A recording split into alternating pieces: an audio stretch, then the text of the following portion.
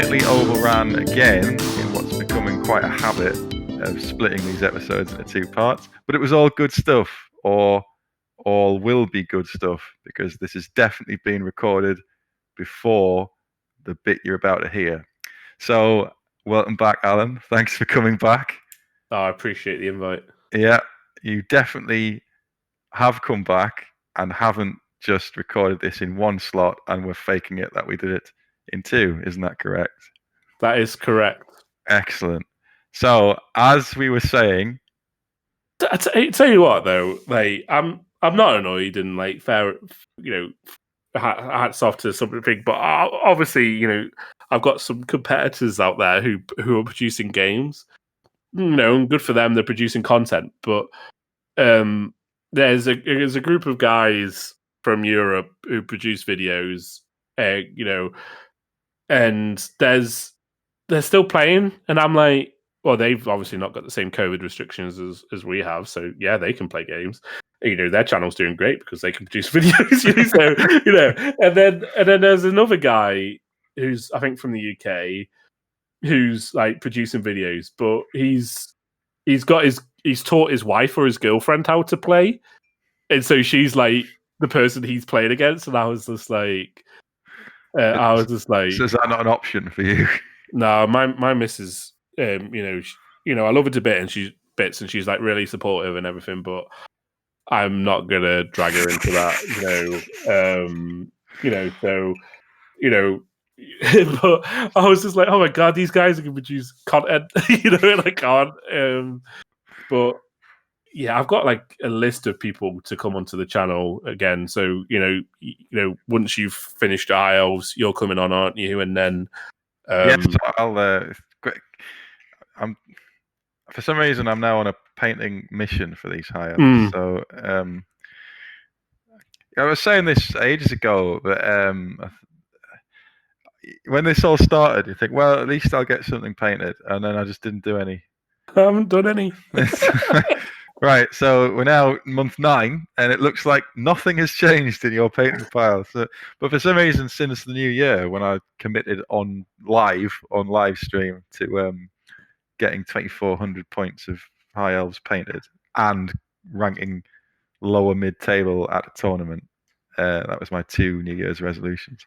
It's had a bit of an effect. So when these are done, I'll guest appear if you need some. If your actual guest drops out last minute, I will guest appear. I don't want to upset you or anything, but the tournament's are 2,500 points, not 2,400. That's right. I'll just paint another Frost Out Phoenix. That's sort of like Radrian on it or something. Yeah, well, like for me now, I've got a High Elf army that's fully painted. Got about like 3,000 points of High Elves fully painted, and I've got about the same in Dark Elves, and so I've got them, and then I've got about something like 5,000 points of Chaos Demons painted, and same again, maybe like 3,000 points of Warriors of Chaos. So I've got like a few different armies to play on the channel. It's enough to be getting on with, isn't it? But they're all top tier armies. I've said High Elves, I've said Dark Elves, I've said Warriors, and I've said Demons. So like not a lack of Bretonnians, Kings. Yeah, so there's 2 armies that I'm working on at the moment. I'm working on Ogres, because I managed to get my hands on like a 2,500 point army for not much money. So I'm like trying to paint them, but that's for the channel. It's not really for me, it's for the channel. So I'm finding it hard to paint them because I'm not excited by ogres. Like, don't get me wrong, I think they're cool and everything, but me personally, I'm not excited by them. So I'm painting them because I've got them, and it's another army to appear on the channel. So that progress has been slow, but I've recently picked up the Tomb King like vibe, and I'm like, I'll do Tomb Kings, and it's all skeletons, so I can paint it really quickly as well. So I'm more excited about the Tomb King. So One of my funniest games ever against ogres. It was at, I think it was the same tournament. You caught me on to Alariel, the White Lion Horde of Death. Just everything exploded. Like his butcher miscast, blew up, and caused the unit to rout. And I thought, yeah, I'm in here. And then I think I've miscast. The 2 dice miscast. My mage exploded, dead. Like, everything is going wrong. It was a game that's like, this is just so nonsensical. I think it's like what Graham likes, the chaos and nonsense of element of fantasy, and that was it. Like, yeah, you just predict it. Like, I've miscast, and I know I'm going to roll the 1 to 4 result. I just know it. There we go. I had my worst ever game against ogres, and it's not because I performed badly or because he performed badly. It was the worst game, in my opinion, of Warhammer I ever had, because the game didn't happen.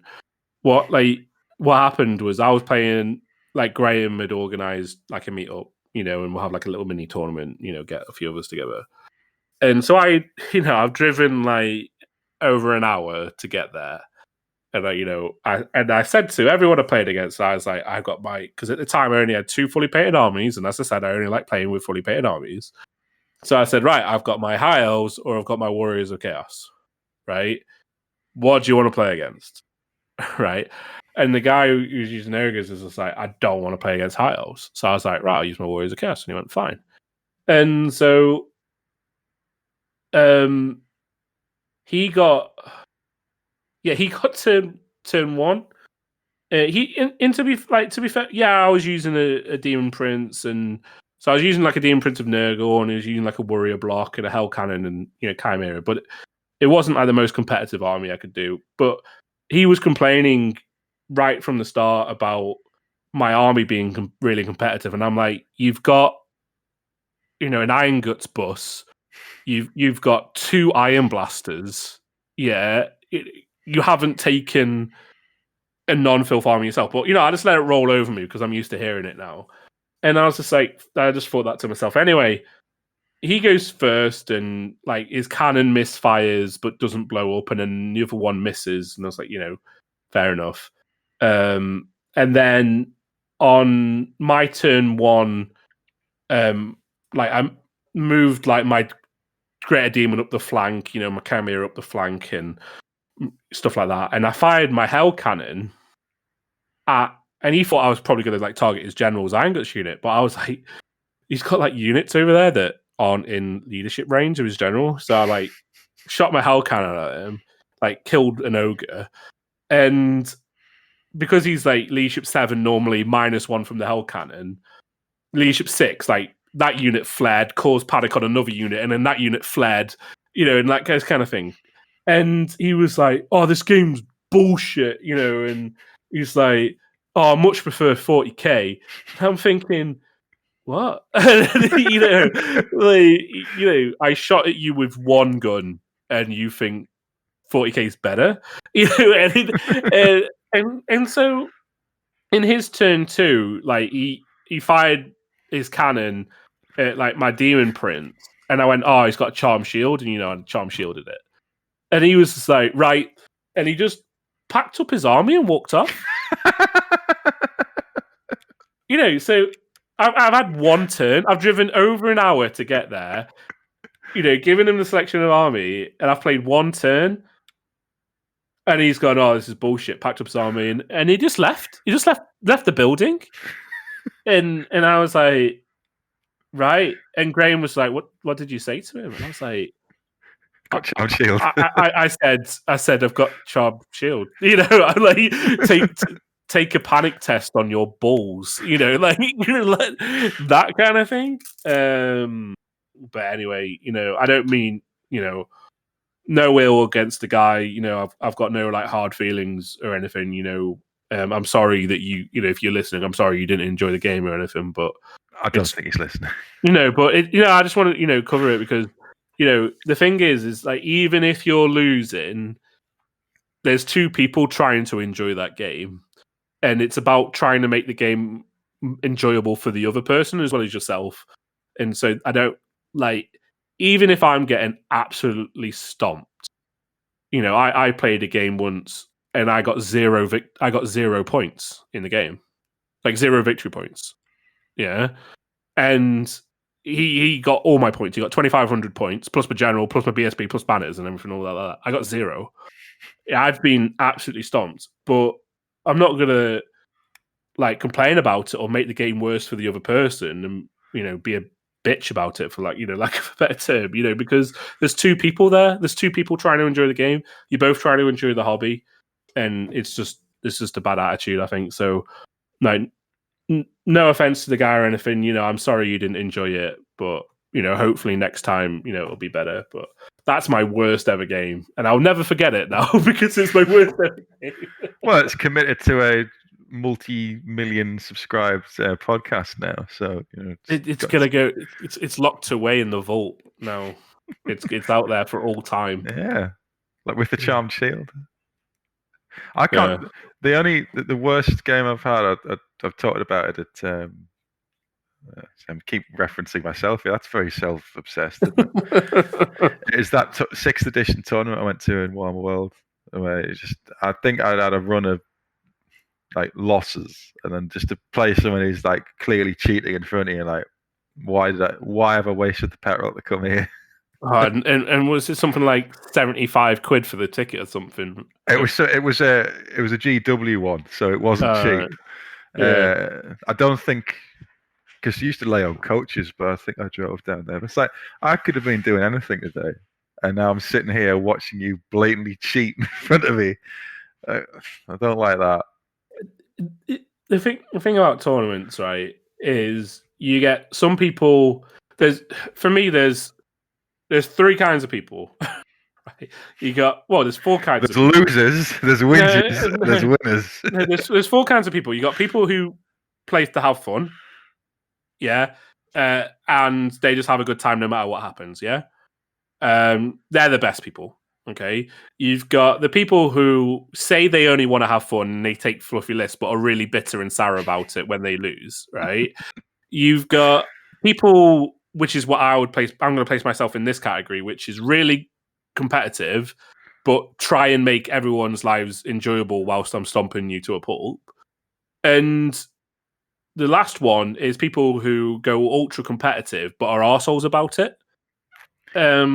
And I went to a tournament once and I played a guy in number 4 category. This was a 40k tournament, so sorry for going off tangent a bit, but it's still relevant to tournaments. But I played this guy and I won in 12 minutes. It was a 12-minute battle, and I don't ever want to see your 40k list. There was no rolls to wound in the game. Right. So what happened was this army with the 24 juggernauts, right? And my first game against my first opponent had lasted like 25 minutes. I'd won on turn 2. And people knew about this army, it got through the heats. So I got through the heats with it, and then I was like on a winning streak in the finals. And then I played against this guy in the second game, and he was like, "Oh, I know exactly what I'm going to do," and all this stuff, because demons in that edition used to split your army into 2 halves. The first half would deep strike onto the board in turn 1 or turn 2, and the rest would deep strike normally. Yeah, so you didn't start off with anything on the board.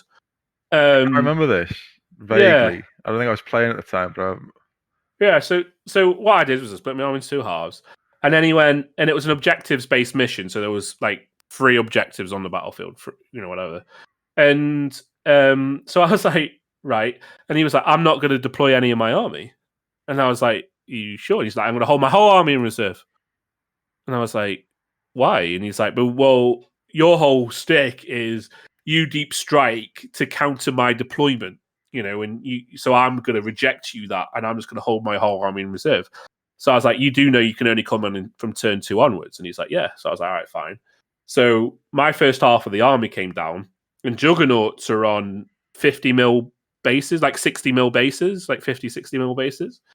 I don't know now because they're all on square bases now. They used to be on rounds, but they're all on square bases now. And so what I did was I deep strike like right near the table edge and put 2 inches between each model and just went right up the board edge. Right. So you did that meme of that guy who did that with the scouts. So you actually done that? I did it but I did it to the 6 foot board edge. Yeah. But I did it with the demons, right?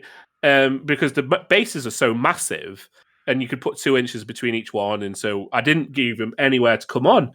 And then I went, right, so turn 1, I do this. Your turn 1, you do nothing. Turn 2, I just move some stuff around just to make sure I've got the whole board edge, move my units onto the objectives, like my core units. And then I went, right, your turn 2. And he went, right, I'm going to move on. And I went, no, you can't. And he's like, why not? And I went, you can't place your models within an inch of mine unless you're doing a charge. And you can't charge because you're not on the board. And he's like, oh, I'll tank shock you. And I'm like, your model has to start at the board to tank shock. You can't tank shock from reserve. And he was like, oh, that's bullshit. You're an F this and C word that, and and like all this stuff. And I was like, okay, so game's over then. And he went and got like the tournament organizer. It's like, oh, this twat's doing this, and all this stuff. And I'm like, if the tournament organizer listened to what happened and has said to the guy, you're an idiot. Like, why did you put your whole army in reserve? And I was like, right, okay, I'm going to go for lunch. But we spent 12 minutes of game, less than, and I just sat there. I didn't really say anything. I just sat in the chair for 45 minutes whilst this guy shouted at me and argued with the ref. And I was just like, can I go now? So those are the worst people, and I give everyone a bad name, but yeah, it's one. I proviso what you're saying here, but this is a tournament, so if it's legal, there's no comeback for doing it. I don't think, anyway. People could argue that, I didn't have to do that tactic, and things like that, and it's fine. Yeah, you're right. I didn't have to do that tactic, but he took like a 2 Slaanesh Demon Prince list and like loads of plasma guns and stuff. So I was like, that's a really competitive army as well. So he's not here for fun. It's not the heats of a tournament. It's you had to play the heats to get into the final, and it's the final round, So the only people here are obviously the not the good players, but the people who have been successful enough to be in the final. So I don't see that he's effectively handed you a win by misunderstanding of the rules. Really?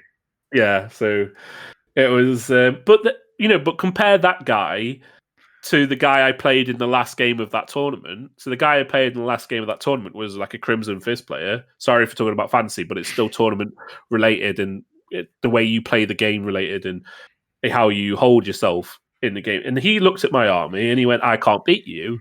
And I went, oh, I'm sorry you think that, but shall we, play the game and have a go, and maybe you can do this because you've got a good army and you're obviously a good player and everything. And he's like, oh yeah, I'm still going to give it a go. He says, I don't think I can win, but I'm still going to give it my best shot, And I was like, oh, that's a good attitude to have. That, that's a good attitude. He was like, I'm going to give it a go. And we had a good game. He didn't win, but we had there's no like a happy ending where he overcomes this list. There was no happy ending for that. He was playing Cantor in a drop bod with a unit of Stern Guard, because that was like the tactic at the time. I think you could take Stern Guard as core or as troops, and he had like Cantor and like maxed out Stern Guard unit in a drop pod, and all this. So it was like a really, really strong army list. But I was like, he didn't win, but he had a good go at it. We had a good game. We got on well, and that's the important thing. So that's why, even though I play the game to win, and I may pull rules out of my arse from nowhere, I'm not making it up. I'm not trying to cheat to win. I'm here to have a good time, and and if you're having a bad time, I'm sorry, but what can we do to, if the reason you're having a bad time is because you're losing, then I think you need to have another think about it. If you're having a bad time because the guy's a dick, then that's a bit different. But I can't lie and say that. Oh yeah, every time I've been pasted, it's been like, ha ha ha, it's great. This. No, yeah, I agree. Feel Yeah, like punch in the gut. You're like, oh, but you get over it. It's like it's just part of the game. I'm not. People like me we're not there to make your lives a misery.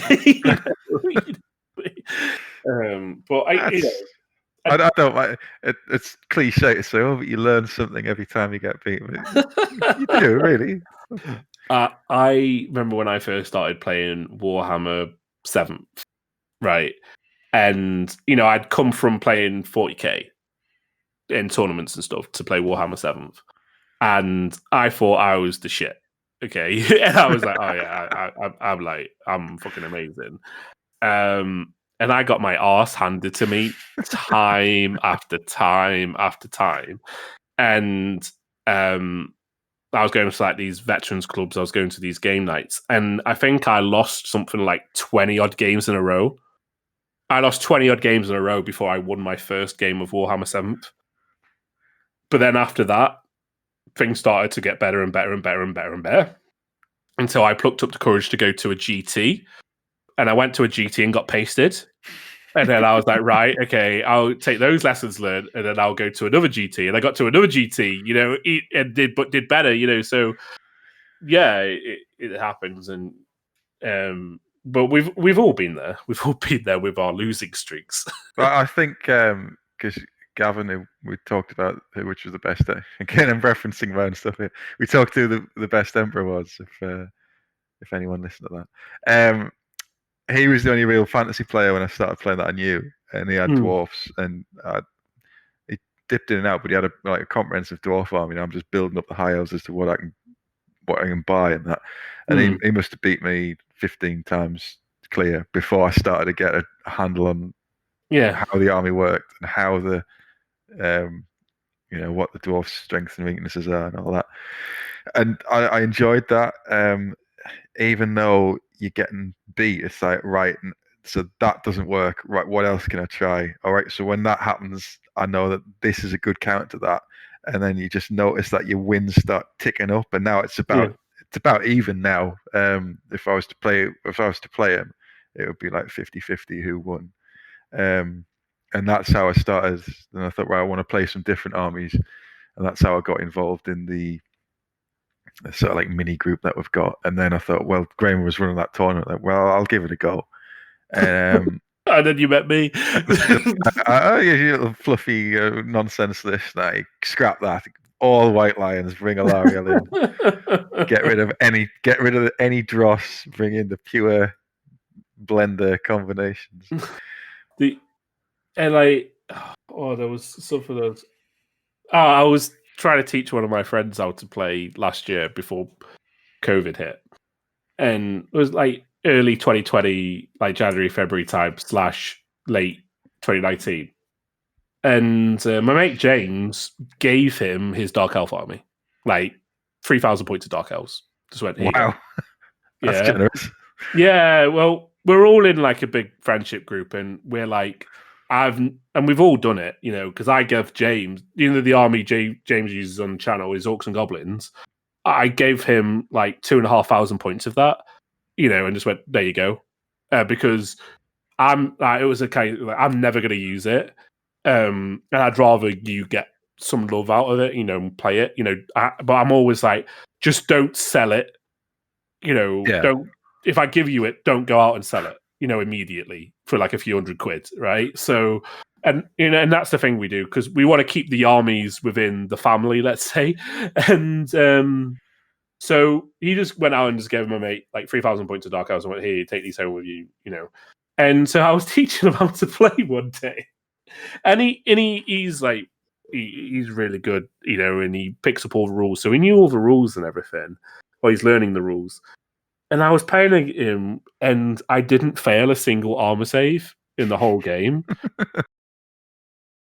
and the only caused was when I couldn't take an armor save, and I just felt really bad because I was like trying to teach my friend how to play and just not failing anything. I was just like, this doesn't normally I was like, happen this in the doesn't happen. I'm so sorry, And then, I like fired because I was like, because what I did was he wrote his army, and I said, my advice to anyone who's learning how to play is try to use something in every build your army about using something in every phase.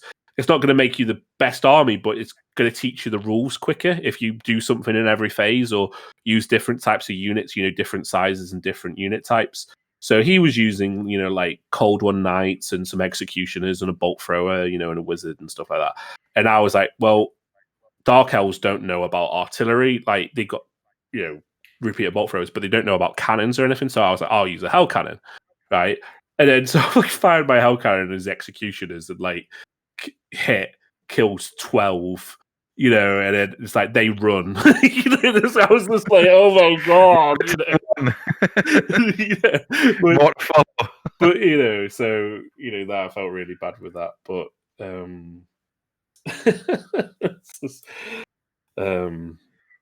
but yeah, I don't know where I was going with that story. I just thought I'd mention it.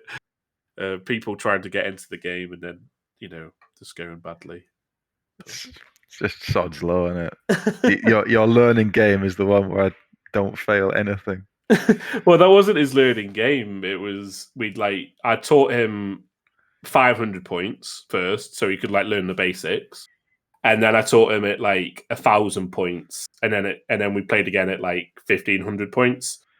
So that was the 1,500 point game, and then it got even worse. We bumped it up to 2,000 points, and he was using level 4 wizard and 2 units of Doomfire warlocks. On my suggestion, because I was like, they were really strong. And the highest he rolled in his magic phase was a 4. I was like, oh my god, I'm so sorry. Yeah, this isn't rigged, by the way. This normally should work. He's yeah. I look forward to him playing him. Get some more people into the hobby playing Warhammer. I taught I tried to teach my friend how to play, and I got him to use the Skaven. And I thought, I'll try to play a bit more reserved, so that why is all my stuff dying? Mage's dead. How does he do it? What's going on here? Oh, right, never mind then. Yeah.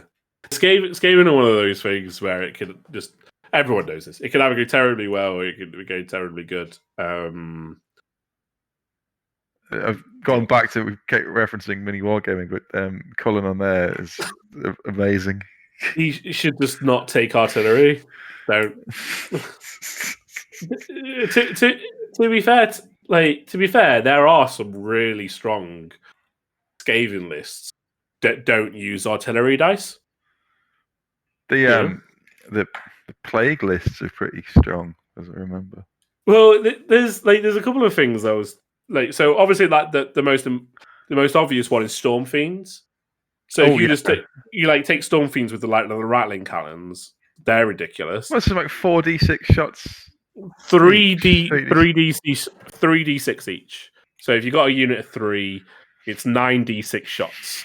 They're strength 5, armor piercing, re-rolling to wounds. Magic? They're magic. They're range 18. They don't suffer penalties. They only suffer penalties, I think, for long range or something. Because they don't suffer penalties for moving or or multiple shots or anything like that. So the ballistics go 3 as well. So they're really, really, really, really good. And I remember when End Times first came out. I'll go back to the really strong things in Skaven, but I remember when End Times first came out and I was playing against them and I didn't know what they did. And I was just like, I don't know what they do. Yeah, they got guns. Yeah, so what? And I had a unit of I had a unit of demigriffs and a unit of like 15 inner circle knights with my BSB in it, or something like that. And he went turn 1, kill the demigriffs, and I was like, Jesus Christ, and then turn 2, kill the whole unit of inner circle knights and the BSB, and I was just like, what the fuck? What is this madness? And then I had so that was, he had one unit of Storm Fiends that did that, and he had another unit of Storm Fiends with the drill and the 2 flamers in it. And so I had this unit of like 50 halberdiers, and he popped up to the side of them because I was like, "Oh, I'll stick my thing on the token." And he was like, "Oh no, they just come up to the side," or whatever it was. And he flamed along the side of my halberdier unit and killed 36. In one round of shooting from like these 2 flamers, and I was just like, "Well, they're busted." But so did you have a massive rant and then quit? No, I didn't. I played the game out. I played the game out with my 14 halberdiers. But I played the game out fine. I lost. Fair enough, but you win some, you lose some, and then. But there was the best thing I've ever heard about in regards to Skaven is the Fellblade combo thing. And what I like about it, and Steve told me about this one, is if you take a Lord with the Fellblade, right, and you stick him in the second rank of the unit, and so when people like charge the unit, he's in the second rank and he only gets his 1 attack, right? He's got no armor or anything because he's got a Fellblade, but who cares? He's in the second rank, but he's hitting back with a strength 10 D6 wounds weapon. And so he's like, Steve was telling me he's had like frost hearts or like charge in to this unit, and then this little Skaven just pops up and goes, "You can't hit me. I'm in the second rank. 1 attack." Usually hits on like 3s or 4s, and he's like, "Hit, strength 10, wound, D6 wounds, dead." This is a similar exploit to the gut bus or Bretonian knight paladin lance thing. It's like really cool, and I was like, "Oh wow!" I never thought of that, and even now, many years later, there's still combinations that people haven't heard of or even think of in a game that's been dead or unsupported for God knows how many years, but there's still little things like that. And I can't believe Cullen still thinks that he needs to take artillery. You can't roll artillery dice, mate. Stop trying. Drop the steam tanks, drop the cannons. I was watching one of the more recent ones where like I think he failed every one, and I was just laughing at Lucas saying, "Look, we're not using joke dice here. This is real." Yeah, Just I'd just stop. I'd stop. I would have given up a long time ago with that. He uses the Empire as well, which also use artillery dice. It's like there, he's like rolling for his steam tank and his cannon, or his it's just like stop. Misfires on 10 wounds, and there's decent Empire lists with no artillery in. Stop rolling them. You stop rolling dice. It's like James. He's got the most reliable orcs and goblins army. No animosity. Well, what he's tried to do is he's tried to limit the amount of animosities he needs to take. So he's got one big unit of Savage Orc Biggins with a Black Orc in it, right? So if he fails his animosity, he rolls a dice and he takes some wounds. Okay, fair enough. He's got one unit of Spider Riders, which is 5 man. So as soon as they lose a guy, they no longer have to take animosity. But then everything else in his army doesn't take animosity because it's either too small a unit or is not orcs and goblins. He's got a big horde unit of trolls, which is stupid. But he always puts like a character in there on like a steed to keep their movement and thing, and can stop them from doing the stupidity. So, going back to like Cullen and the guys have been wargaming. If you crap at rolling, artillery dice, remove that. You can mitigate it.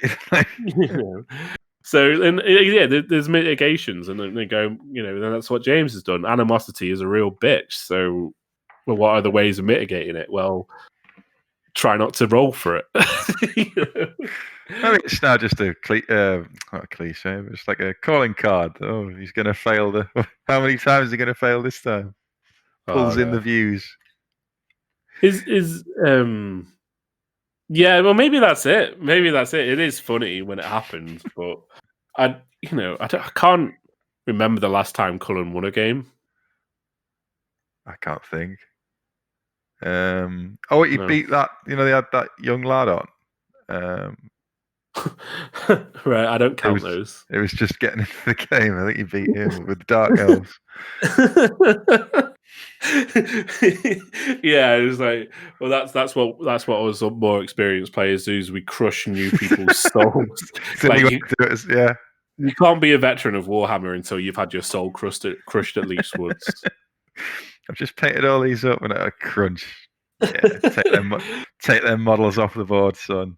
That's the hardest thing I find at the moment. Is, as I said, I don't like painted. My personal preference is not. I only play with fully painted armies, and so I'll get a fully painted army together, and then it will just loses. It's just like, I wouldn't know what a fully painted army's like, so I'll let you know. I was going to ask you something actually. Going back to tournaments and normal games, I suppose. Do you have a favorite scenario for fantasy? Yeah, it's one you don't see. So I've played like lots of different Warhammer tournaments, and there's some really shocking scenarios that I've played. And they're mainly ones that were organised by Games Workshop. I can tell you about them if we've got time, but the best scenario I personally think is Watchtower. No, I'm joking. It's I'm joking. I'm joking. It's a table quarters. Which one's that? It's not in the Warhammer rulebook, but you get it in tournaments and stuff. If you're talking about Warhammer rulebook, my favorite is the one where you have to roll for where your units deploy. That's my favorite. Dawn Attack. Yeah, Dawn Attack. I like that one. I mean, it's funky and it's cool and it mixes it up. But so that's my probably favorite one from the rulebook. But they're used to, in like grand tournaments and stuff like that, there used to be table quarters, right? And so at the end of the game, if you had a unit, this is back when you had unit strength, so a unit with like 5 or more models in it, it was unit strength of 5, something like that, because back when you had unit strength, let's say you had a unit of 5 or more models in a table quarter that didn't have an enemy unit of 5 or more models, then you claim that table quarter, and you got 250 victory points for that table quarter. And so what that prompted was a couple of things. One, you just couldn't sit back, you couldn't just sit back in a corner. You had to go out and get the table quarters. And also, people with like fast cavalry and stuff, what you find now with a lot of fast cavalry is they're only used to be, charge blockers or chaff, throwaway units. And it was like, well, no, because like if you could keep your fast cavalry alive, you could run in and claim a table quarter, at the end, or something like that. So, I really like that one because I think it added a lot of different army building choices and tactics and deployment choices, because you had to think about, think about the table quarters. Characters couldn't claim table quarters. Single monsters can't claim table quarters. So there was ways of doing it. So yeah, it was a good one. I like that one. 250 points for a table quarter. Yeah. There's a few in the back. If you've got the big 8th edition rulebook, there's a load of scenarios that I didn't even realize until I'd owned it for a year. There's a load of interesting, they're not balanced. They're just a bit of narrative play in the back. And there's one where it's I think there's a beer cart that's moving across the table, and you've got to capture it and bring it back to your side. Yeah. There's all sorts of stuff like that in the back. Nobody uses this, but it's really. I think we played one where there was a river going through, and you had to defend the pass.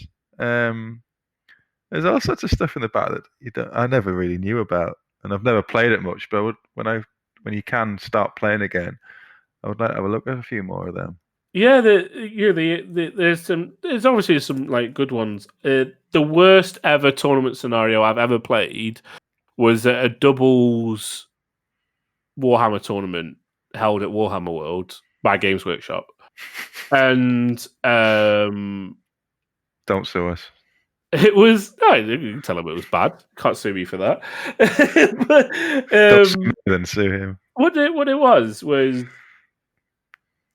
you had, because it was double, so you had each player I think had 750 points, yeah, so 1,500 points in total, and you rolled to see who would be the attacker or defender, right? And the defender had to put one half of their army, so one of the 750 points, in a 12-inch circle in the middle of the table, right? Because that was their deployment zone, and then the attackers got to place their whole army 12 inches away from that circle. Right, no matter anywhere on the table. So you basically surrounded them with more than double their army. And then the other half of the defenders would come on the board on turn 2 from one of the table edges. But it was I've killed that guy's 750 points by turn 2. I'm only 12 inches away. Yeah, can't you destroy that, turn around, destroy the other half? Exactly. And that's what everyone did. So in that whole tournament, there's 120 people there. There's 30 games. The defenders lost every game. And it's that was the worst scenario. Surely you could have play tested that scenario before. So the game was decided on the dice roll who got attacker and who got defender.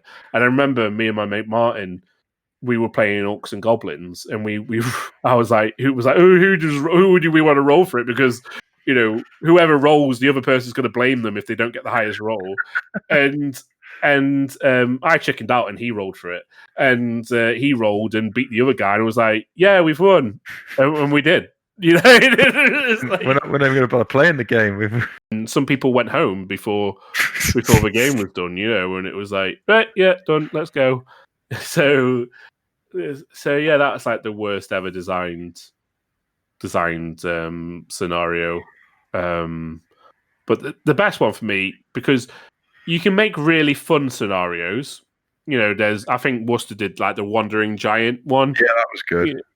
And they're really fun, and I think they're great, so hats off to the people who come up with them and things. But I like good ones that are simple, that don't require an awful lot of rules, and Table Quarters is one of them. So, that I like that one because it's simple and it's easy and it's something else you have to think about. Yeah.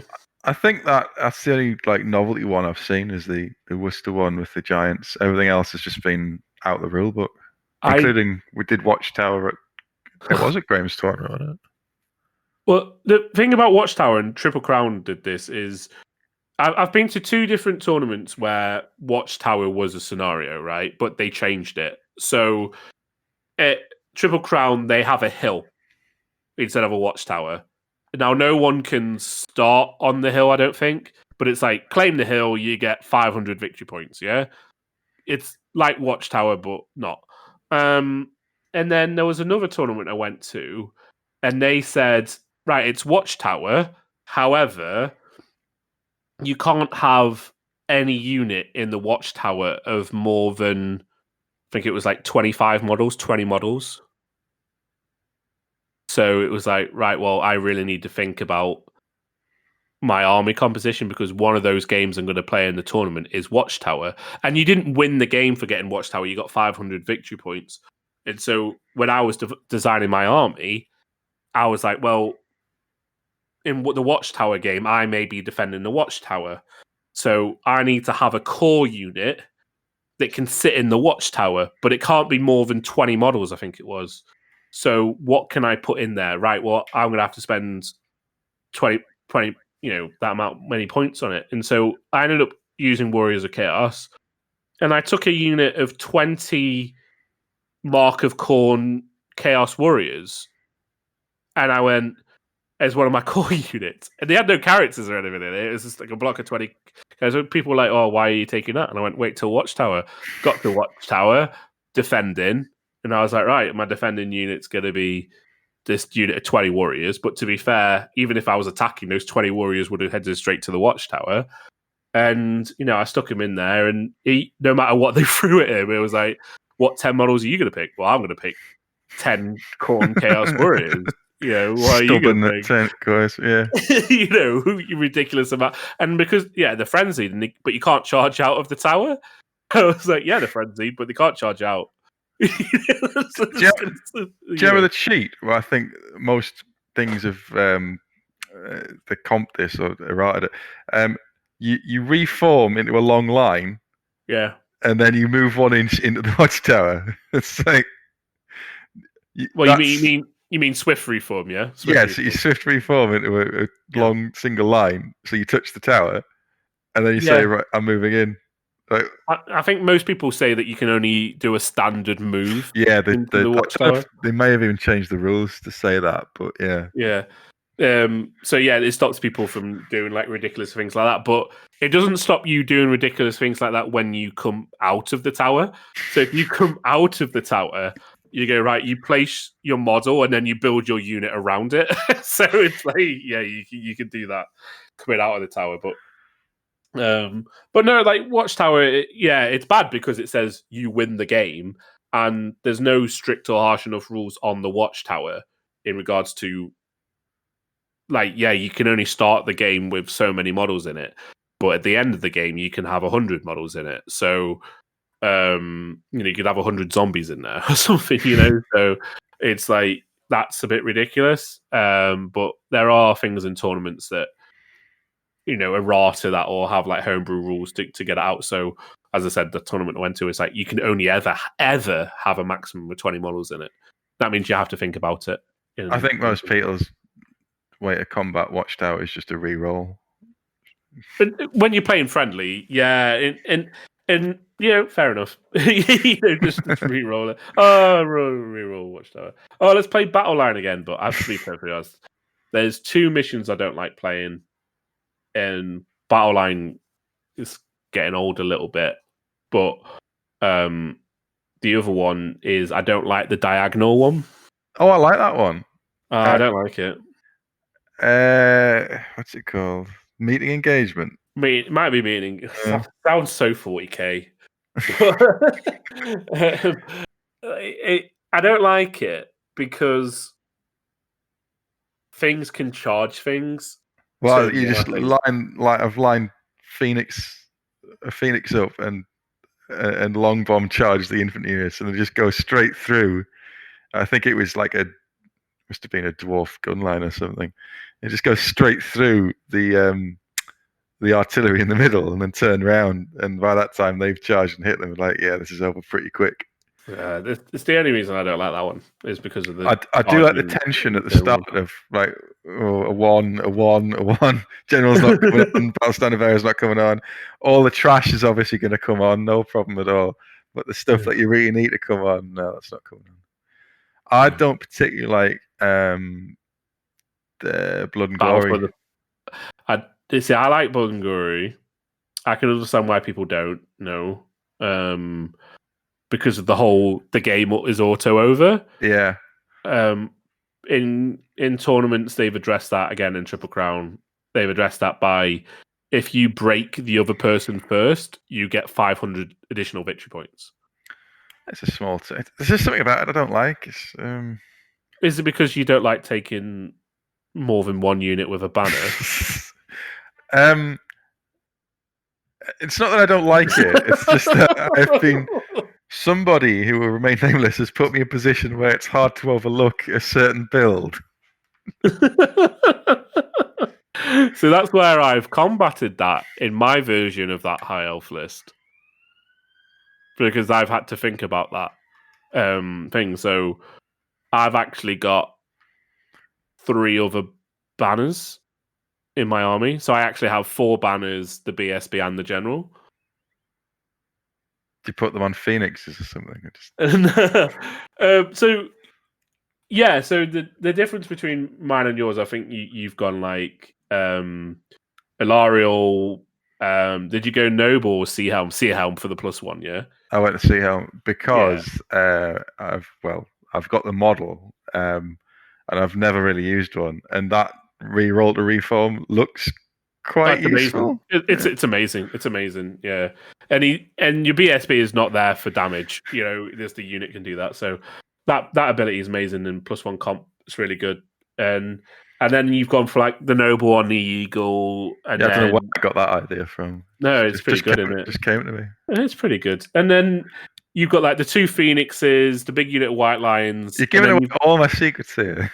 No, I'm just thinking off the top of my head. I'm not even reading this. You've got like silver. What is your core? You've got silver helms, archers, and reavers. Yeah. Okay then. Possibly or not. Who knows? What else? Yeah. So what I've done is I went Ilarial. Yeah. I've only got 2 characters in the list. I got Ilarial and the Loath and Sea Helm, big unit of White Lions, 2 Phoenix, and then 2 Frosties. That makes it -11, right? and then oh no, it's minus because I've got no other characters. That makes it -9 because I get +1 for no dispel scroll and +1 for the Sea Helm. So that's -9. And then I take 2 single Tyrannoc chariots at 70 points each, which is +2 comp. And then 2 units of Shadow Warriors at 75 points each. That's another +2 comp.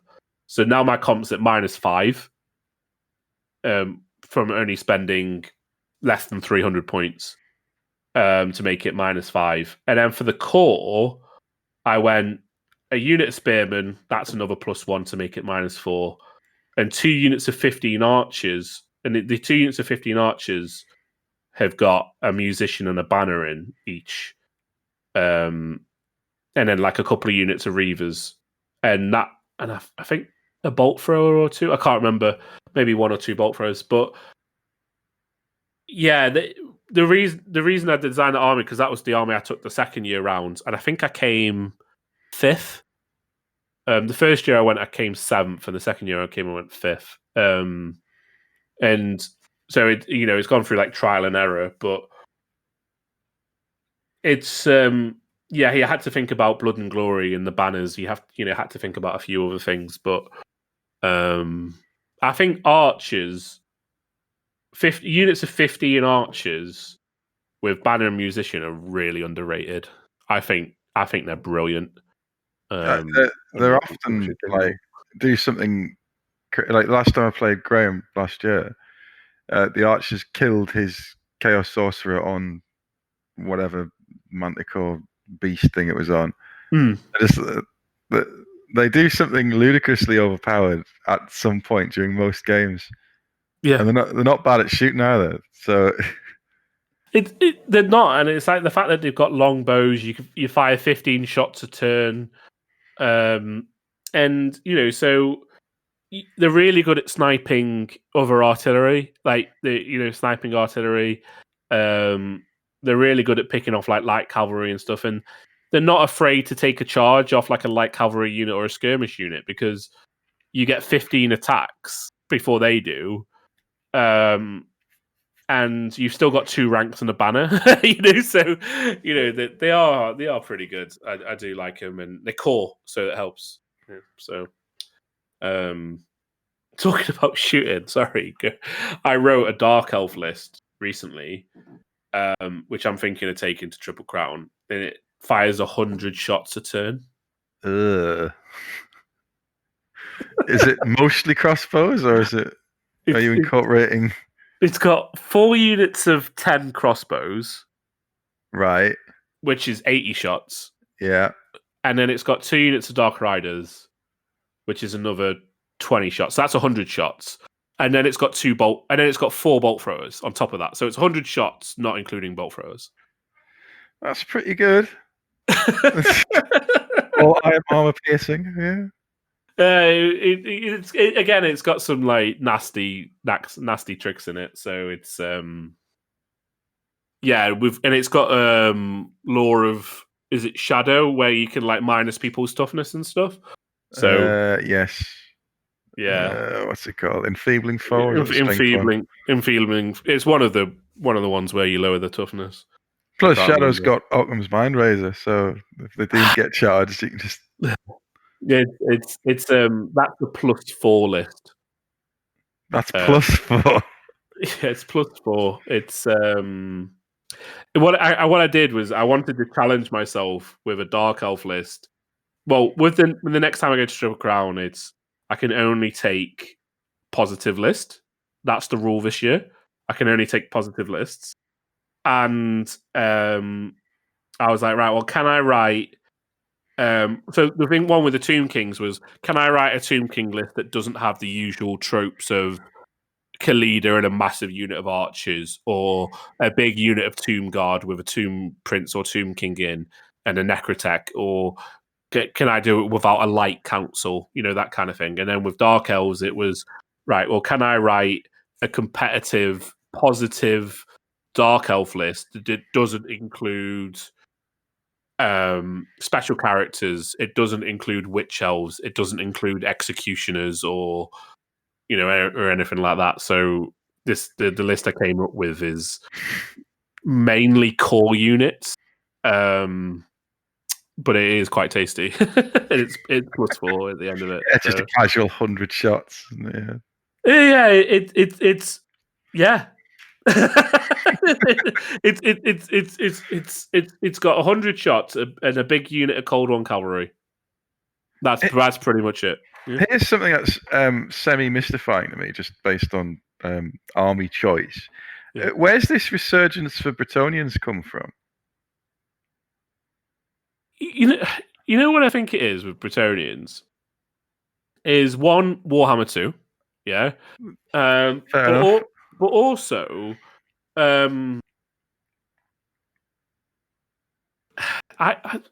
you get a lot of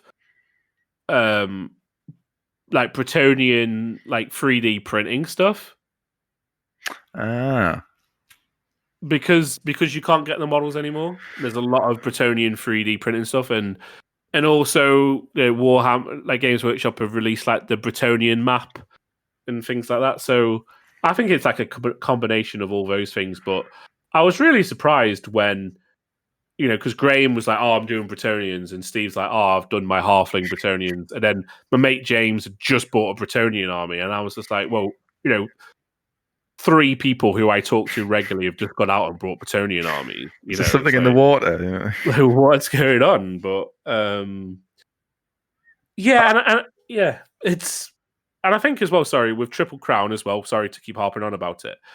They've made, with their homebrew rules, which haven't completely changed the army book, have made them more viable. And so people are thinking, Bretonnians might actually work at this tournament. Oh, I'll give them a go. I had a massive 6th edition Bretonnian army. You didn't sell it, did you? Yeah. Oh no. it was before the game died, though. I was killed, though. So I don't know. But I bought it, and I must have come into some money or something, because I think I've spent about £140 in 2000 money, which is what, like £1,000 now, or inflation. I don't know. And I forget who I used, but I remember he said, "Oh, it's going to be delayed, so I've stuck an extra box of Knights of the Realm in." So when it arrived in this massive box of like knights and peasants, and I built them all, and then I painted a unit of peasants. So that was quite good. And then I started to paint the knights. Like, I hate this. I absolutely hate painting knights, and this is Yeah. an army exclusively made of knights. So I You may have still made you still hate painted horses as well. not now. Not this contrast paint. I've got nothing but praise for it. It's taken all the hard work out of painting horses. Oh wow. Like them Well, silver helms, I just blasted through them. Not a problem. I do like the contrast paints. It's one of the best things Games Workshop have done in a long time. Just making monotonous stuff very easy. You still use layer and technique and stuff. Well, I don't really have any technique, but like that, the horse. I'm looking at these reavers I'm doing in front of us. Just the grey. Was it Basilicanum grey? It's done the entire horse with a light dry brush. It's done. I just have to paint the man and the armor. Oh, there you go. It's like what would have been a massive job to base coat it, wash it, layer a bit more. It's a horse, so how do you do this? It's done it all in one layer.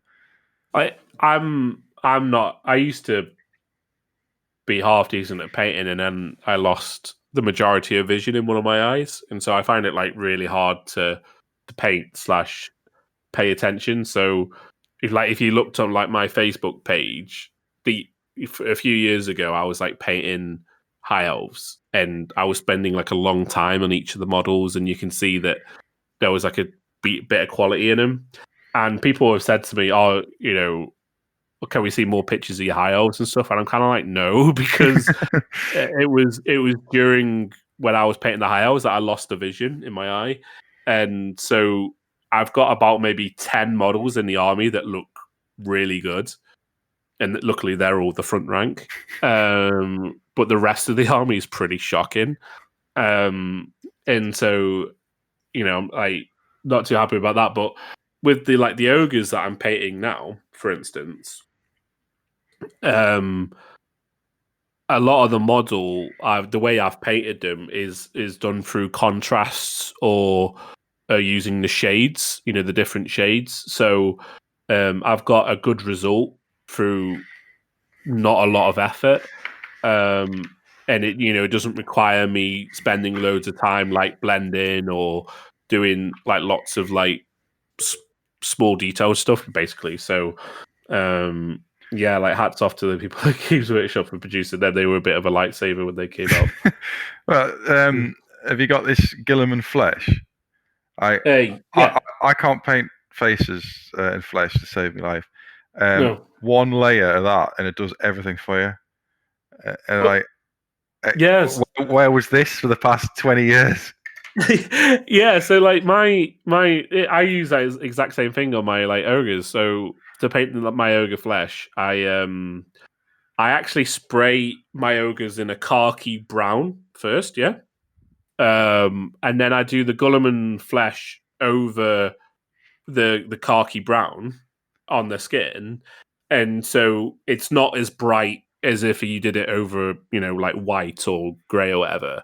It's got like a ruddy color to it, like a more earthy color to it.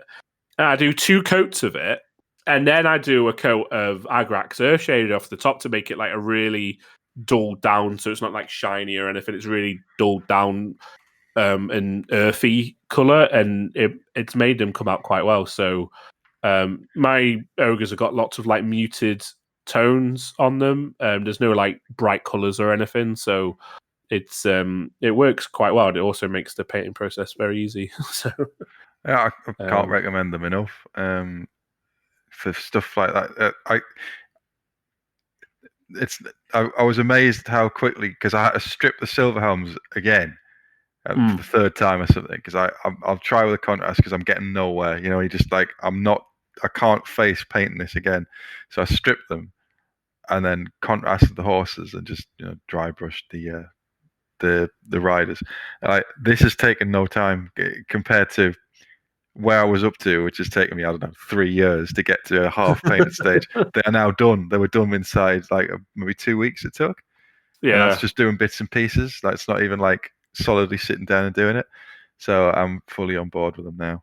Well, it's like completely agree. It's like one of my mates, Will. He's very new to the hobby in contrast to a lot of people, but he spent the majority of this time like learning painting techniques and stuff like that. So hats off to him. And he's like doing like undead, and I was like, "Oh, how did you get that bone color?" You know, because and he was like, "Oh, I did this," and so he's rattle canned them. Then he's done a skeleton horde contrast over the top. Then he's dry brushed them. And then he's done like an Agrax Earthshade with like a 50-50 of Lamy and medium over the top. And they're done and it looks brilliant. And I'm like, oh, I could do that. Like even me with one eye can do that. So yeah. So it was win-win. I'm considering dusting off eventually those Tomb Kings I've got stored somewhere because I just did drench them in skeleton horde and it's done. Well, yeah, like I went on like Army Painter and I got myself some like skeleton bone like spray. So I've got like the skeleton bone spray. I'm gonna spray him in skeleton bone, do the contrast over the top. Right, that's gonna be easy. And then dry brush and up Shapti bone, and then that's done. And it's like, oh, all right, great. It really is like thinking, where's the catch? Like, at some point, I'm going to hit the wall, and it's going to be something difficult that's going to happen. It's like, no, it's not. It's just keep painting. It's fine. I was like googling this thing. I was like googling earlier. It's like, oh, what's the best way of painting like desert bases now? And there was this like 2-minute video from the Warhammer community, and I was like, this is how we paint desert bases. Add sand to your base of your model. Like, okay, water down this brown color. Yeah, and then dry brush with this lighter color. Done. And I was like, you know what? That makes it. It sounds easy and it sounds simple, but they made it look good. I was like, that'll do. It's just like on basing, I get a load of grief for never basing my models. And I've been like, oh, shall I do snow? I've tried very different ways of doing snow and I'm never really happy with it. And what should I do? And I just bought some stuff, pre-mixed stuff off some site. And it looks fine. Like, why have you waited 4 years to start basing this stuff? Or you could have just done it straight away. Well, you don't have to get complicated. You don't have to do snow and pillars and stuff. Nobody's bothered about that. Just get some not spray paint coloured bases on it. It'll be fine. I've gone all out on the bases for my Tomb King. So with my high elf army, this is what I said when I saw my eyesight, and I was like, I'm going to spend a lot of time on these high elves, right? And I spent a lot of money buying scenic resin bases for all of them, including all the infantry, right? And so there's a good 150 infantry. So I and each pack of 5 bases was like £7. So add that up, right? It's a lot of money.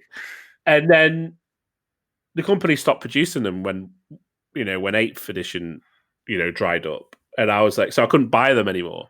And so half of my army is on these resin bases and half of them isn't. And I was just like, oh, this looks bad, but I just don't care. And so, doing my ogres, they're not on like resin bases and, they're sort of like normal. But I recently purchased a 3D printer, right? And I was like, I'll print off some models. So I print off some models and I'll be perfectly honest, I'm not like happy. I'm like, when you compare them to Games Workshop models, they're nowhere near the quality, fair enough. But I was like thinking to myself, I could print off scenic bases.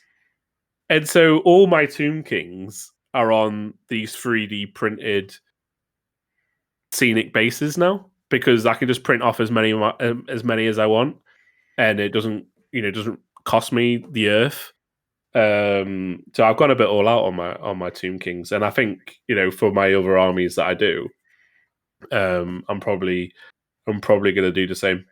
And for my archers, I found like these like modular skeletons. Now printing the skeletons off, I'm not overly happy with the overall model, but the arm holding the bow and the empty hand is pretty good, and you can just print off those parts. So I'm using the standard like Games Workshop skeletons, but just replacing their arms with these like modular skeleton arms and bows and stuff. So I'm not having to pay 18 quid for 10 archers. So yeah, I'm really happy I bought my 3D printer. So you'll probably get to see them soon. It's definitely getting more common, 3D printing. Damien's big on that. He's the one who got me into it. I said to him, "Oh, Damien, I'm thinking of getting a 3D printer. Like, what do I need?" And he was like, "Oh, well, you need this, and you need this, and you need this, and you need this, and you need this, and you need this, and you need this, and you need this, and you need this." I was like, and he's like, "Oh, you can get a 3D printer for like quite cheap now. It's like 200 quid." So I was like, "All right, great." And then with all the other bits, I was like, Damien, this has got like a £300 startup price. And he's like, "Yeah, but you get your money back." He's like, "I run 2." To be fair, he probably has to fill the time in between painting 5,000 points of armies in about 5 minutes. Because yeah, I'm sure he's on ketamine or some performance-enhancing drug. Like, I bought and painted an entire army. It's like, how are you doing this? He's got 10,000 points of every army.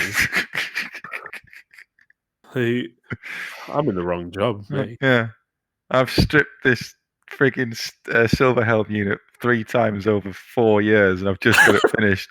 And in the meantime, he's like, "Oh yeah, I just bought a Dark Elf army and painted it all in about a week."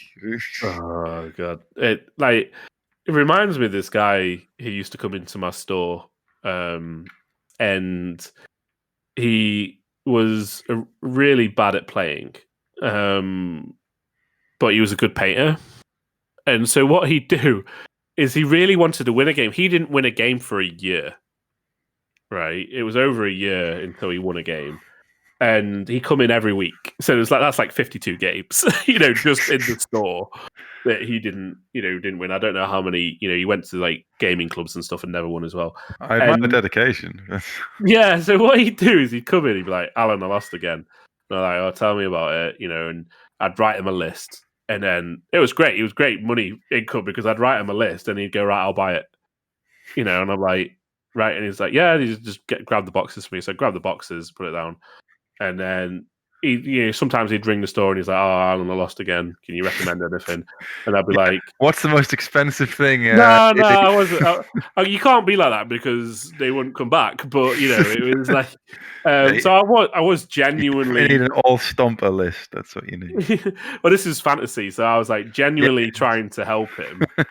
And then, but what he was doing, he was like, he was getting the tournament army based upon me providing the list, and then he'd build it, he'd paint it to a good standard because he was a good painter really quickly, play it, lose 5 games, and then sell it, and he'd be like, I'll give it up with Empire, write me a Wood Elf list, here's your Wood Elf list, play 5 games, lose 5 games, and go, right, sold it. Oh, right. So it's not 52 losses with the same army? No, he'd go, play 5 games with the Empire, lose 5 games with the Empire, or like 10 games with the Empire, or 5 games with the Empire, lose 5 games with the Empire, go, yeah, I don't want to do Empire anymore. Allan, write me a Dark Elf list. All right, here's a Dark Elf list that's really strong. All right, buys the Dark Elf list, paints it, plays 5 games with it, loses 5 games, go, right, can't be bothered with that. Allan, demon list, give me a demon list. And he just kept trying all the different armies until he eventually won. That's the army. That's the one. It was, I wasn't mad. It kept my hill ticking over, but I was genuinely trying to help him. But he was like, I was like, you don't need to sell. I was like, you don't need to start a new army. Just add this unit in, or just change it. The regional manager is saying you need to step it down a bit. Regional manager is like, hey, new week, new army. And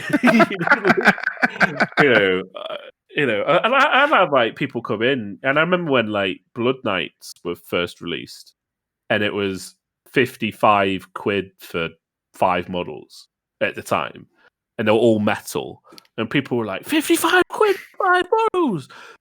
And I was like, yeah, it's steep, but and this is me as the game workshop employee. I'm like, 55 quid for 5 models is steep. However, that metal Bretonian lord in that blister pack's 11 quid. So but So get one of them as well. No, but 5 of them is £55, so it's quite expensive. Yes, I you know what? Games Workshop gets a bad rep, but I really enjoyed my time working there. I worked there for nearly 2 years, and but so 50% discounts really good as well. So your pay just goes directly back into the When company. I left, I did the stereotypical staff thing, and I spent £400 on Warhammer, which was £800 retail. Which is not the most I've heard of, but yeah, I bought a ridiculous amount of Warhammer. I think the best one was before you had before the internet terminals, and you still sometimes had to ring up mail order. Do you remember when you had to ring up mail order sometimes? I remember I got The stuff, the 90s edition of Blood Bowl through mail order ringing up. Yeah. So I remember sometimes I'd have to ring mail order, and this was for the 24 Juggernaut list. And because back then, each one was an individual metal model, and they were £15 each, right? And I wanted 24 of them, and you only had 1 or 2 in the store. So I rung up mail order, and I was like, "Hey, it's Allan. How you doing? Blah blah blah blah blah." And I was like, "Yeah, I need 24 blood crushers." And he's like, "Why?" I was like, "Because it's my army." And he was like, "What's your army list?" And so I was like, "Oh well, it's a Bloodthirster, 3 units of 8 blood crushers, and 3 units of 7 plague bearers." And he was like, "And how many points is that?" I was like, "Oh, it's 1,500 points." And he was like, "That's horrible." And then he went, and I heard him, and he was like, "Hey Matt," whatever it was, he called someone else. He's like, "Have you heard this?" Because they thought I was joking. I was like, "No, I want 24. Here's the money," and it got it, and it did it. Anyway, I remember I was at a tournament at head office, and there was these staff on another table. They didn't know I was staff, and they were going on about this guy who rung up mail order and placed an order for 24 blood crushers. And I was like, "Yeah, that's me." I'm playing you in the next round. Yeah, but it was a good job. I enjoyed it.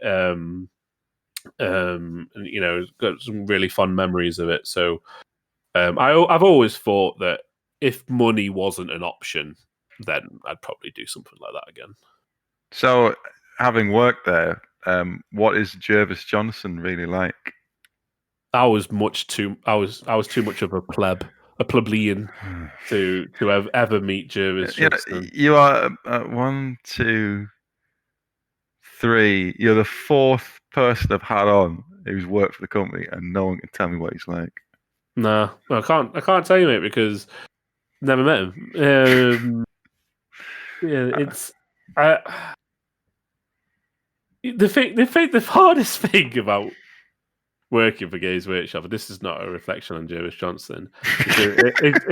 It's a reflection on Matt Ward. Was when they released army books or whatever, and then you have to sit there and defend the company when people are just smashing whatever's, people are proper bad mouthing whatever's just been released. Like, Matt Ward's wrote the Demon book, it's like, or Matt Ward's written the Dark Elf book, or Matt Ward has written the Lord of the Rings book, and it's just like, that was the hardest thing. That was the worst thing. And I was just like, they took the names off though, didn't they? Yeah, I remember going to head office once, and I was like, "Can I speak to Matt Ward, please?" Because he is he causes the most complaints in my store, and he's never been. Do a book sign. Matt Ward will sign the Demons book on Saturday morning. Oh no, but is it? Yeah, it was good. I did enjoy it. Did have fun. So I never worked for them, but Yeah, But I when he bet. was no object. And only on Gaming Centre when he was no object. Yeah, I was saying to my missus that I was actually considering this. I was like, if I had the, the what's it called? It's getting late and I can't remember. But if I had the money where I could just open up a gaming center, on an industrial state, host tournaments, make YouTube content, sell models, that would be my favorite job, and I could do that until the end of time, and I'd be perfectly happy to do that. But capital, that's it. You need the capital to do it, and hats off to people who can take the risk. Put everything they own into it and take that risk and the gamble on doing it. Putting everything they've got to do it. But myself, I was talking to my friends about it recently because it's definitely something I've been considering, and it's like I've got too much to lose. I feel like I've got too much to lose. With my partner and my two kids and my house and everything. I'm like, I don't want to lose that. I don't want to risk that on. Yeah, but on that's also capital because that's a source of free labor. Yeah, well, yeah, It's you're right. It's how you look at these things. Yeah, you're right. Well, my sons are 4 and 6 months, so it's gonna be a Yeah, while. well, yeah, they'd be right. They'd be in the mills at this age by 200 years ago, carrying a few plastic sprues from one side of the table to the other. That's no problem at all. No, but the that's definitely what I'd do. Yeah, I'm definitely agree with you. That'd be the perfect job. But I tell you what, if I won the lottery, the first thing I'd do is obviously quit my job, pay off all my debts, and I'd spend a year doing NAFL, right? And then I'd get bored. I personally would get bored after a year or so, maybe even less, and I'd put money into that and I'd do that, and that's what it'd be. But I'd do it, and then I'd run a tournament, and only me would be allowed to win. I think the whole running tournaments thing.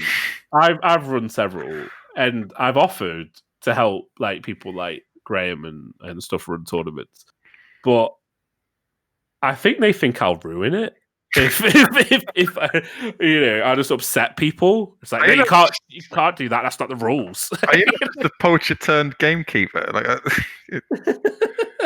As you as a TO, instead of breaking the tournament, as defending against breaking the tournament. Yeah, it's like I'm perfectly happy to I like running tournaments. As I said, I've done a few in the past, and you get to see all the army lists prior to them turning up. That's always fun. And then you go around and you're talking to people, but also I think I like crunching the numbers between each round because obviously I'm a bit of a number cruncher, but and just resolving conflict, resolving issues, and being a bit of a bookworm helps. So yeah, Graham, if you want to run a tournament again, let me know and I'll help you out, man. It's fine. I think you'll, judging by how quick the Cardiff thing sold out. I think if he were to run one with max capacity, he'd probably not that he can't do it, but it would be helpful to have someone to help out that number of people. Yeah, definitely. And the other thing as well is it's like one of the things Graham has, one of the difficult things is when you're running a tournament on your own is if you have an odd number of people, you have to fill that. And there was an odd number of people. Game 1, I could play and he could do the things, and then game 2, he could play and I could do the things. So it's good having a number of people there. You see, so I did. I ran one just tiny, like just 4 of us, because there's four of us who like is my other fantasy group, and 2 of them live down London, and one lives up north, and I'm here. and we played Triumph and Treachery actually with Adam and them. And I said, right, we'll do something different each time I go down. So we'll run a little tournament. And I'd had no conception of how difficult it is to play, even with just 4 people. Just play and then do all the admin and decide rule stuff. And you've got to mark the scores. And it's not just like, you're not just sitting around. It's not just, that's all that up. It's like, have I done this right, or is this right? And figure out that's not right. You haven't scored this properly, and I don't like this bit of the comp. And like, I copied it directly off Graham, so I'm not. It's not arguable. This comp, it's in because people fair enough. They just want to play, but you're like splitting roles. Like, I've got to play this, focus on this game, and then I've got to do all the calculations afterwards. Yeah. So to do it with like an actual size tournament, that's quite an undertaking. Yeah, definitely. And I myself find playing 5 games, just even if I'm just playing 5 games over 2 days takes it out of you, especially when you have to drive home on the Sunday. To get tournament, I've found this at everyone I've been to. I get tournament back after game 3. My back is now curved and the base of my spine hurts. Like, all I've done is stood here and pushed plastic models around. Always the first thing I do is I always find a stool. That's the first thing I do. Always find a stool. That's number 1 objective when I get there. And learn how to play sitting down. I think morphine is perhaps. What I do is I always get a banging headache by the end of the first day because it's a lot of noise. You're focusing on your 3 games. There's a lot of talking. The smell of that many nerds in a confined space is always quite overpowering as well. And so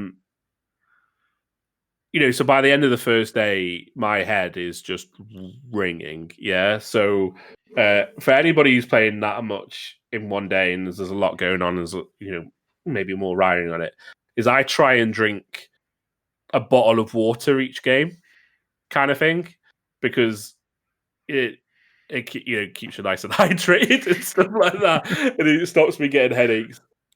So tournament there. I thought you were going to say rather than the back. I was like, do you get tournament fatigue? And I was like, yeah. By the end of the 3rd game, I'm knackered, and then people want to go out for dinner or whatever, and a few drinks on the Saturday night. So you do that, and on a Sunday morning, you just can't be arsed because you're tired from the day before. You've probably lost a couple of games, so you're feeling really disheartened, and you're like, oh, I've got to come in and lose another 2 games now, and then you're like, and then I've got to drive home. it's a nightmare. So, definitely get tournament fatigue. Yeah. Well, I haven't had that when I haven't played enough tournaments. So, it's my objective to do that. So you're going to Cardiff, yeah? This year? I'm not to Cardiff. When Triple Crown's announced, I'm hoping to go to that. Oh, James said he would contact me when the tickets come out. I don't know if you saw that, but I was like saying to James on the Facebook post, I was like, "You best save me a ticket." It just depends on like if I'm off, great, no problem. If I'm not, it depends on how many other people, like how many slots they can have for people off. So they normally have about 40 odd people there. About 40 people, about 20 tables they have. I'll try my best to go because that was part 2 of my New Year's resolution to win Triple Crown. Well, you're going to win it off your first. Absolutely. Oh wow, that's your first. You know what? If you do that, then you're a better high elf player than I am. As I said, I came. There's going to be a lot of buys. That's how I intend to win it. Yeah, it's my objective is to come. Usually, it's come higher than James. Right, so James, as I said, is the guy who always has to lose. He's taking a right kicking in this episode. He does, but he deserves it. So a right of reply episode. he gets a lot of flack, but he deserves it. So yeah, the aim is to always come higher than he does. Yeah. and then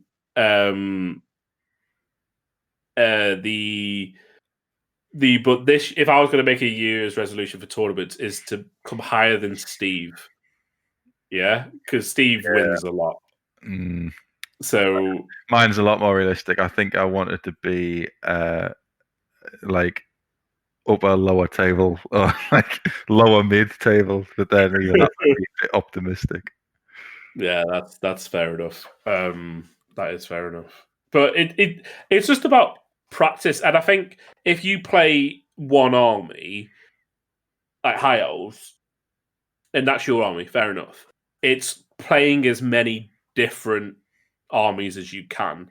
So before Triple Crown or any tournament, I'll get like James up for the weekend, and we'll play like 8 games of Warhammer in 2 days.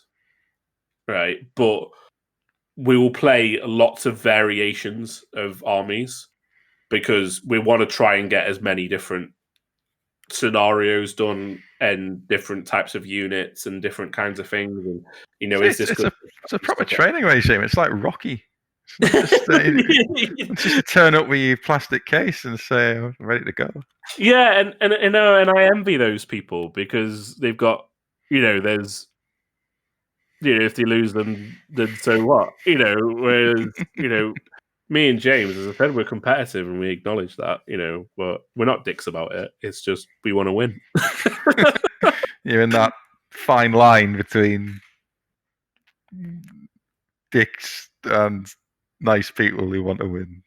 We're nice. I'd like to say we're nice people who want to win. That's what I'd like to say we are. Whether we're actually that is different, and that's down to perception. But well, find out by attending. Why am I advertising them? They should be advertising me. we'll do a deal, Triple Crown people. We'll do a deal. Why are you going to sponsor them? What with? That's the only way they're going to shout you out is if you sponsor them. What have I got to hand?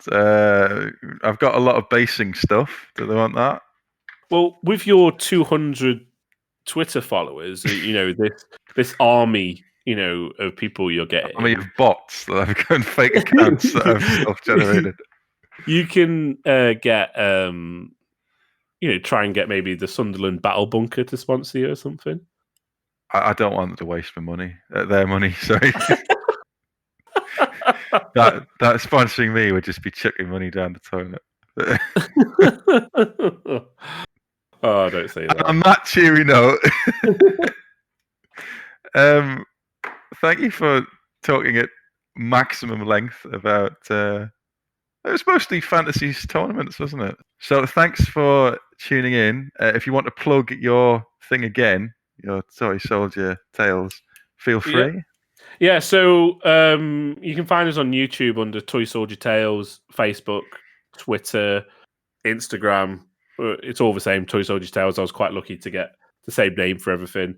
Same on OnlyFans as well. On OnlyFans as well. But also, I'm trying to plug this bit at the moment where, as well, is if people send in their army lists to toysoldiertales@gmail.com, we will review them and talk about them on the channel. So get your name shouted out. So if you let us know what your army list is and what models you have, then we'll give you some advice. So does it just get fed in whatever, and then it feeds out with 38 White Lions, L'Ariel, Banner of the World Dragon, 2 No, people ask for advice in their armies, and you see people online, and they go, "Oh, you should buy this and buy this and buy this and buy this," and I just go, "What models have you got?" Yeah, and I try and adjust. Yeah, I try and give them tweaks and advice based upon what they've got, rather than telling them go out and spend 100 quid. So yeah, you don't work for the company anymore. No, so I will put all that stuff in the text box below because, as you all know, nobody listens to the end of these. So if you are, you've won a prize of nothing. I think when this Wales tournament goes ahead, I think you should come back unless you never want to do this again, and we can do a sort of tournament roundup of how the tournament went. Yeah, definitely can do that. That'd be quite interesting to do. Or you can just not. There's no compulsion. Nah, if you get good feedback on this episode, I'll come back. But if you get terrible feedback, then I'll avoid you like the plague. If I get any feedback, it'd be good. Good or bad. I'm joking. I love my subscribers, especially the bots, OnlyFans. It's all good. Well, thanks, Allan, again for coming on. You're welcome. We'll see you all next time. Bye.